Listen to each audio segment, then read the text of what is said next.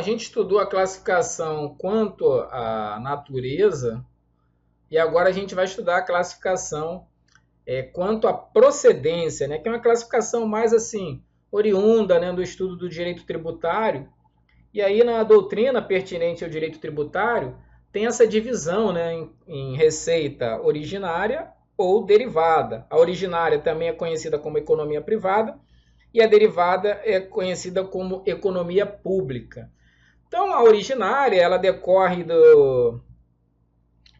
ela é proveniente de bens pertencentes ao patrimônio do Estado. Vale dizer, a receita segundo qual os recursos ou meios financeiros são obtidos mediante a cobrança de preço pela venda de bens e serviços. Nesse caso, o Estado funciona como particular, mediante a exploração de atividades privadas.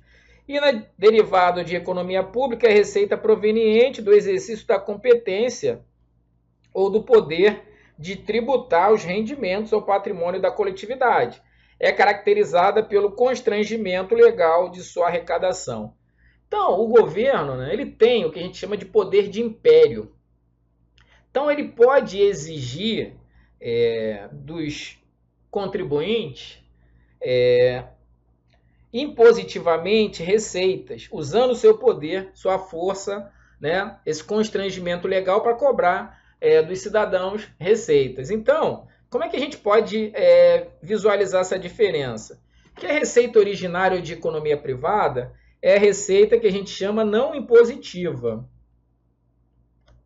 Que o governo não usa o seu poder de império, o constrangimento para obter. Ele atua como empresário, né? Realizando atividades normais, empresariais, como, por exemplo, pegar seu patrimônio e aplicar e receber receita patrimonial, desempenhar atividades agropecuárias, industriais, de serviços. Já a receita proveniente, classificada como derivado de economia pública, que é a receita impositiva, que ele usa a força, né? Usa o seu poder de império para poder obter a receita, aí essa receita é classificada como derivada, né? Que são os tributos e as contribuições e multas. Então, tributos, contribuições e multas, as pessoas pagam não é porque está sendo prestado um serviço para ela, e sim por uma imposição, né? A pessoa tem que pagar independentemente da sua vontade, ou de ter consumido algum bem ou serviço produzido pelo governo. Então, aí nesse caso seria receita derivada. Então, lembrar que a derivada é impositiva e a originária é a não impositiva. Então, pessoal, se cai na prova essa questão clássica, que advém aí mais do estudo de direito tributário, mas essa classificação também é cobrada em questões de AFO, ficar atento, né?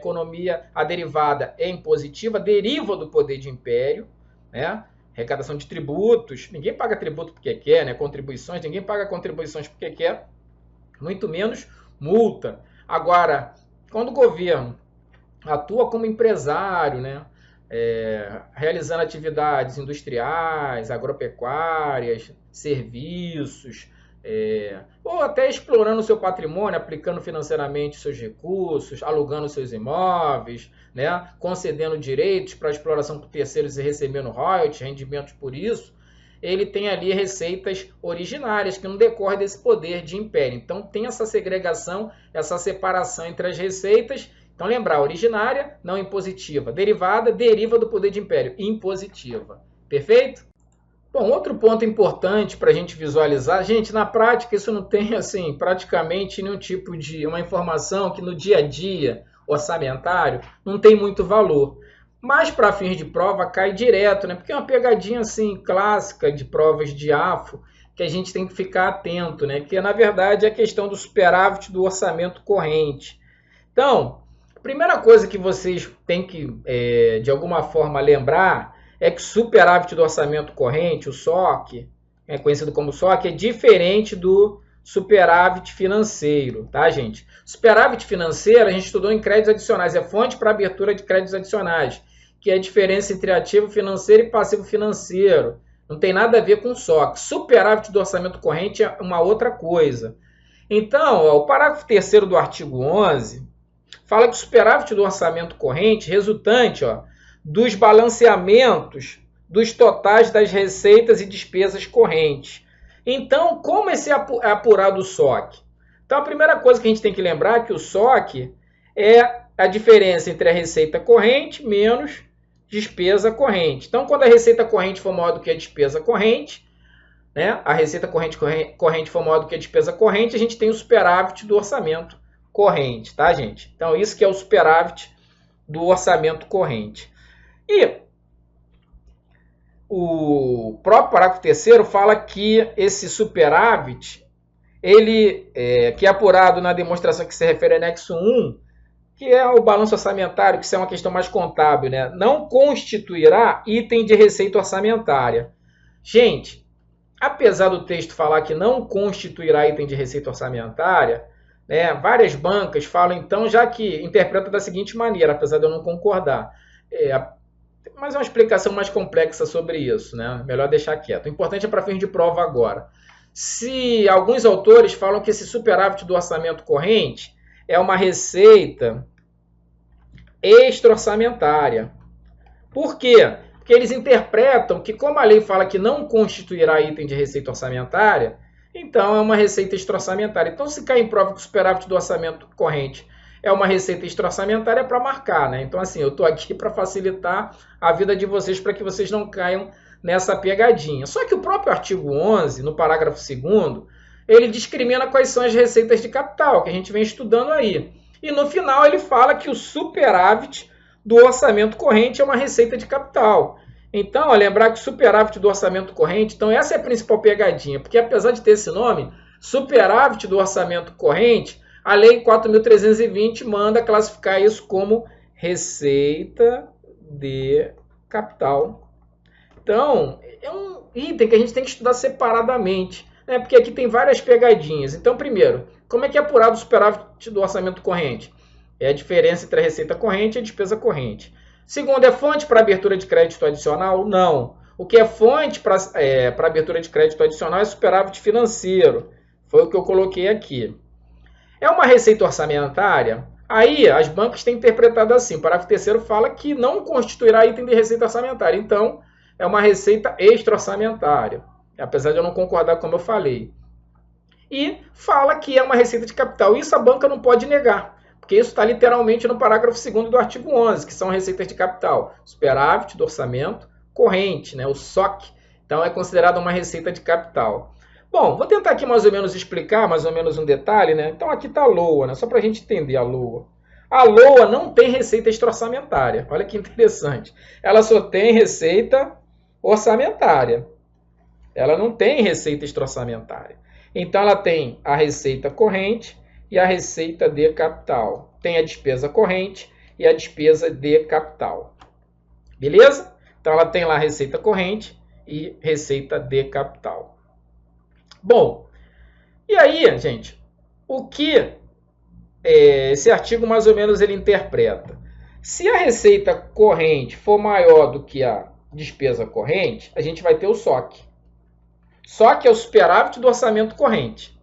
Então, se a receita corrente for maior do que a despesa corrente, superávit do orçamento corrente. Se esse superávit do orçamento corrente é um recurso que vai sobrar, se ele vai sobrar e já foi pago todas as despesas correntes, esse SOC vai ser usado o quê? Para financiar despesa de capital, já que você já pagou todas as despesas correntes, teoricamente, né? Porque ele é o valor que tem superior à despesa corrente. Então, vai ser uma sobra de receita corrente.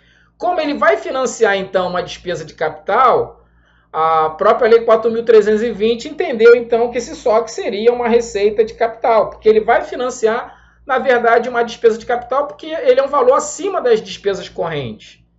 Só que, beleza, até aí tudo bem, é um entendimento, se cair em prova vocês têm que marcar, e a única coisa assim, que vocês têm que aceitar, melhor aceitar do que entender, né? Por que as bancas falam que é uma receita extra-orçamentária, já que a receita de capital é uma receita orçamentária, né? Então, aí que gera dúvida.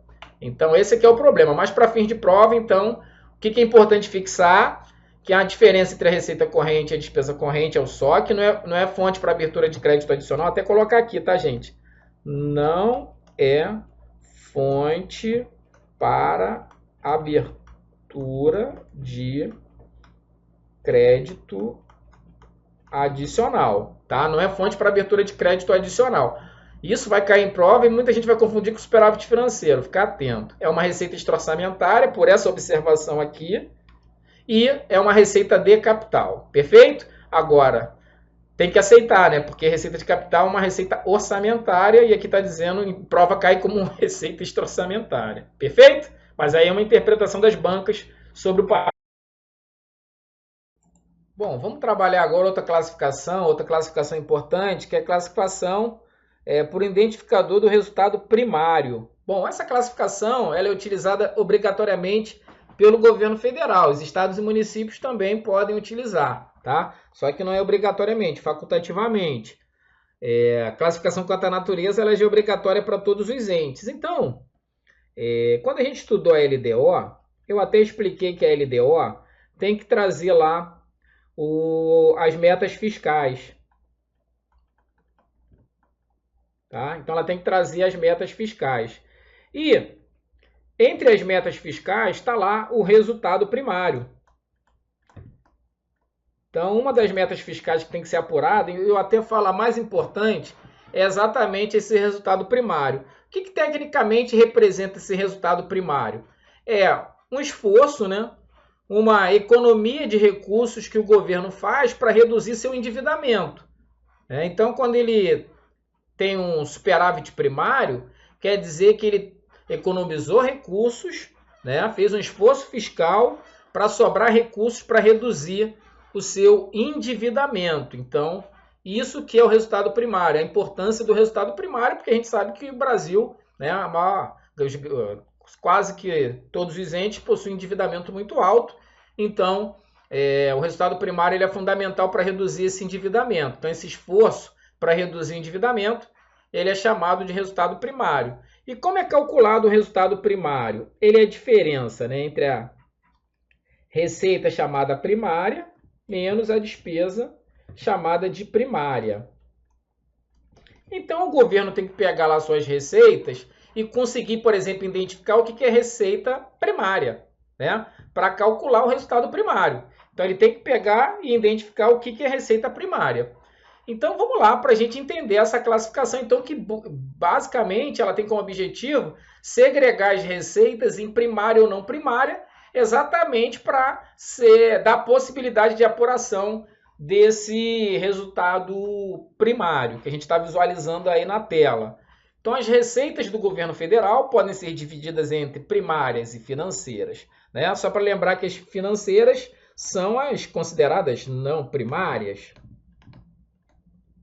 Então, resultado entre receitas primárias e as financeiras, que são as não primárias. O primeiro grupo, né, que são as primárias, refere-se predominantemente às receitas correntes, exceto juros, e é composto daquelas que advêm dos tributos, das contribuições sociais, das concessões, dividendos recebidos, cota à parte, né, das compensações financeiras, decorrentes do próprio esforço de arrecadação das unidades orçamentárias. Das provenientes de doações e convênios e outras também consideradas primárias. Além disso, tá, gente, há receitas de capital primárias. Então, não é só receita corrente, não.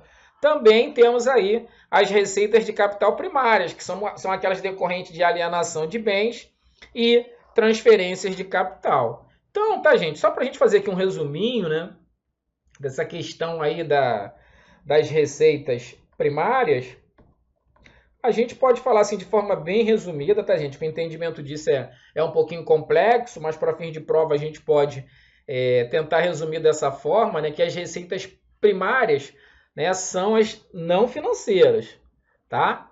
Então, as primárias são as ditas não financeiras. E as não financeiras são ditas não primárias, tá, gente? Só para não confundir isso aí. Então, a receita primária vai envolver lá as receitas correntes. Claro que a gente vai ter que tirar os juros, porque os juros não é considerado uma receita primária, né? Porque o juros já não é um esforço para pagar dívida, né? Já tem a ver mesmo com dívida. Então, basicamente, é esse raciocínio. E também entram algumas receitas de capital. Tá? Isso aqui é exceção. receita de capital, algumas. Aí aqui a gente tem que falar que é algumas, tá, gente? E aí, basicamente, essas algumas são alienação de bens e transferência de capital. Não sei se vocês perceberam aqui que não entram, né?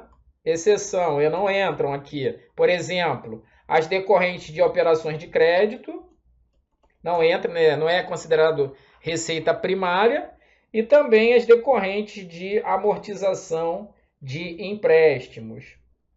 Então também não entra, até porque tem a ver com são despesas de caráter financeiro, né? Decorrem lá de atividades financeiras, do mercado financeiro. Ó, juros, operação de crédito, amortização de empréstimos, são operações financeiras, decorrem do mercado financeiro. Então não entra, teoricamente, nesse cálculo do resultado primário, tá bom? Então, receitas primárias são aquelas ditas, tá, gente? Não financeiras, é importante destacar isso, não financeiras. Receitas correntes, praticamente todas, com exceção de juros. Receita de capital, algumas, né? Por exemplo, não entram, são exceção lá, não entram, né? As operações de crédito e as receitas provenientes de amortização de empréstimos. Bom, vamos dar prosseguimento. Já as receitas financeiras, essas aqui são, as financeiras são as não primárias. São aquelas que não contribuem para o resultado primário, claro. Não contribuem, não entra no cálculo do resultado primário do exercício financeiro correspondente, uma vez que criam uma obrigação ou extinguem um direito, ambos de natureza financeira, junto ao setor privado, alterando concomitantemente o ativo e o passivo financeiro. São adquiridos, né, junto ao mercado financeiro, decorrente da emissão de títulos, da contratação de operações de crédito, as receitas de aplicações financeiras e das privatizações, amortização e empréstimos concedidos a outros. Então, essas receitas financeiras, elas decorrem dessas atividades do mercado financeiro, né? São realmente receitas financeiras, também ditas não primárias. Então, quando o governo emite títulos, pega dinheiro emprestado através de títulos ou operações de crédito normais, né? Ou recebe rendimentos de aplicações financeiras, isso também é considerado receita financeira, ou decorrente lá de privatizações, né? O governo no mercado financeiro, ele vende essas empresas, né? Vende lá as ações no mercado financeiro, então tem a ver com a parte financeira, a receita financeira, e claro, também quando o governo empresta e recebe esse empréstimo, né? Então, nesse segundo caso, é uma receita. E essa amortização de empréstimo também tem a ver com uma operação financeira. Então, uma receita financeira não entra no cálculo do resultado primário, tá, gente? Então, cuidado com isso. Então, basicamente, aqui como receita financeira, né? Como receita dita não primária, ou a gente pode falar aqui, né? Receita não primária é a receita financeira. A gente tem lá, por exemplo, claro, juros, né? Decorrente lá da aplicação financeira, operações de crédito, receita com operações de crédito, receita com amortização de empréstimos e, por exemplo, as receitas provenientes de privatizações, né, que as ações serão vendidas lá no mercado financeiro.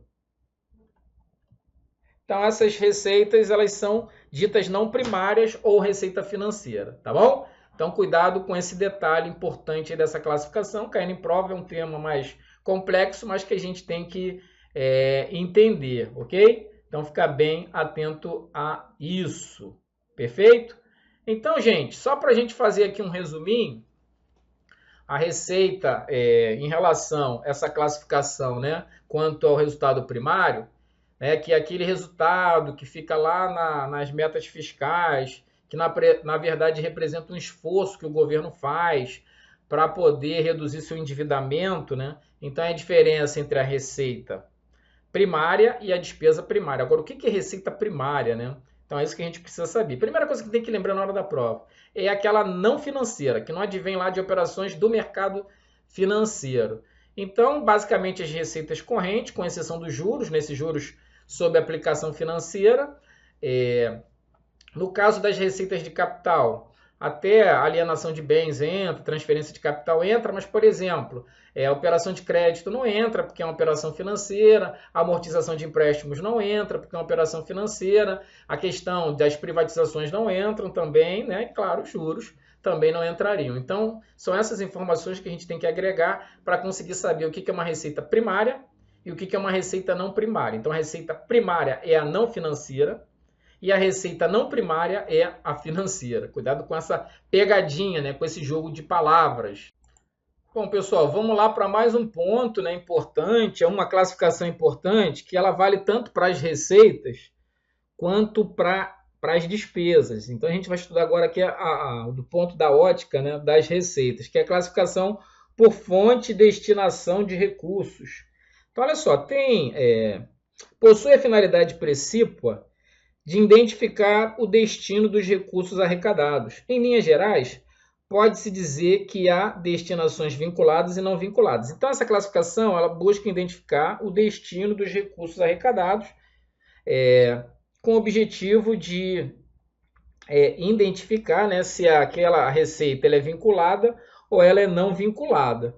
Por quê, gente? Porque tem receita que, por lei, é vinculada a uma determinada despesa, é carimbada. E tem receita que, por lei, não. O governo pode decidir aonde que ele vai aplicar.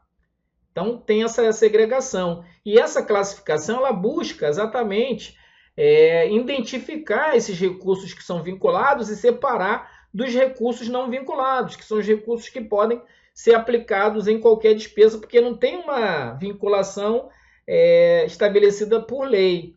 Então, vamos lá. Destinação vinculada. Processo de vinculação entre a origem e a aplicação de recursos, em atendimento às finalidades específicas estabelecidas pela norma. Só para a gente entender, né? Por exemplo, a receita previdenciária, proveniente lá de contribuição previdenciárias, tal, elas só podem ser gastas com previdência. Então, se o recurso advém de uma contribuição previdenciária, ele vai entrar carimbado para a Previdência. Ele só vai poder ser gasto nessa fonte de recursos para a Previdência. Ele não pode ser gasto com outra despesa. Então, por isso que ele tem que ser identificado. Então, quando ele entra no caixa do governo, ele é classificado numa fonte específica, digamos assim, tá? E a destinação não vinculada, também chamada de ordinária, né? São os recursos ordinários. Cai em prova, recursos ordinários. Já sabe que são recursos não vinculados. É o processo de alocação livre entre a origem e a aplicação de recursos, né? Então, nesse caso, é livre, né? Para atender às finalidades, desde que dentro do âmbito, claro, né, das competências de atuação do órgão ou entidade. Então, nesse caso aqui, é uma receita não vinculada. Então, nesse caso, ser não vinculada, ela pode ser gasta por qualquer despesa. Por exemplo, receita, geralmente, tá, gente? Porque ainda tem vinculação também para o imposto. Mas, geralmente, em regra, as receitas de impostos são não vinculadas. Então, pode ser gasta, né, com qualquer despesa. Então, nesse caso aqui, pode ser aplicada, essas receitas podem ser aplicadas em qualquer despesa. Exatamente porque é um recurso não vinculado. Então, basicamente, a destinação vinculada é a carimbada por lei, né? Carimbada por lei, por uma determinada despesa, e a não vinculada, ela não é carimbada, é não carimbada. Então, nesse caso, o governo pode aplicar em qualquer despesa.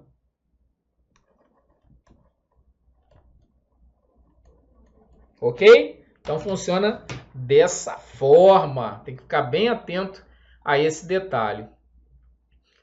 Então, pessoal, outra classificação importante, que é essa classificação quanto à destinação de recursos, é importante a gente ter esse conhecimento que a receita ela pode ser vinculada ou não vinculada, carimbada ou não carimbada. Quem carimba geralmente é a lei. A lei fala que determinada despesa você pode aplicar em determinada receita. Então, no contexto orçamentário, tem que ter essa segregação. Né? Entrou um dinheiro, tem que ser identificado. De onde que vem esse dinheiro? Ah, vem de contribuição previdenciária. Então, tem que ser classificado numa fonte específica, porque esse recurso só vai poder ser gasto com previdência. Ah, entrou um dinheiro proveniente de impostos. Ah, esse aqui não é carimbado. Então, ele tem que ser classificado como recurso não vinculado, porque ele pode ser gasto com qualquer despesa. Aí, na hora que o governo estiver alocando lá os recursos para pagar essas despesas, ele tem que dizer da onde que é a fonte que ele está usando. Então, ele não pode pegar a fonte do Tesouro, fonte 100, né, que é a famosa fonte não vinculada, a fonte ordinária, perdão, a vinculada para pagar uma despesa normal, sem ser da Previdência. Pegar um recurso da Previdência e aplicar em despesa que não seja da Previdência. Vai estar cometendo uma ilegalidade. E a única forma de visualizar isso é através da classificação por fonte de destinação de recursos. Então, pessoal, a gente termina aqui essa parte teórica, né, sobre a questão envolvendo aí a classificação. Tem que lembrar, né, do que é uma receita orçamentária, o que é uma receita extra-orçamentária, o que é uma receita corrente, o que é uma receita de capital, né? Isso é importante, o que é uma receita originária, o que é uma receita derivada, o que é uma receita primária, o que é uma receita não primária, né? O que é uma receita vinculada, o que é uma receita não vinculada, né? Então a gente tem que entender essas classificações para poder gabaritar na nossa prova. E é claro, né, lembrar da estrutura da programação da receita, o famoso COEDIT, categoria, origem, espécie, desdobramento e tipo, né, todas as informações atreladas a isso. Agora, o principal de tudo é fazer os exercícios. Então a gente vai partir, né, para uma bateria de exercícios, como eu sempre faço, né, posteriormente, e também o e-book, fazer uma boa leitura do e-book, fazer todas as questões do e-book, porque todas as questões têm gabarito comentado. E só assim vocês vão conseguir realmente, de fato, pegar todas as informações necessárias para gabaritar as questões de receita pública da sua prova.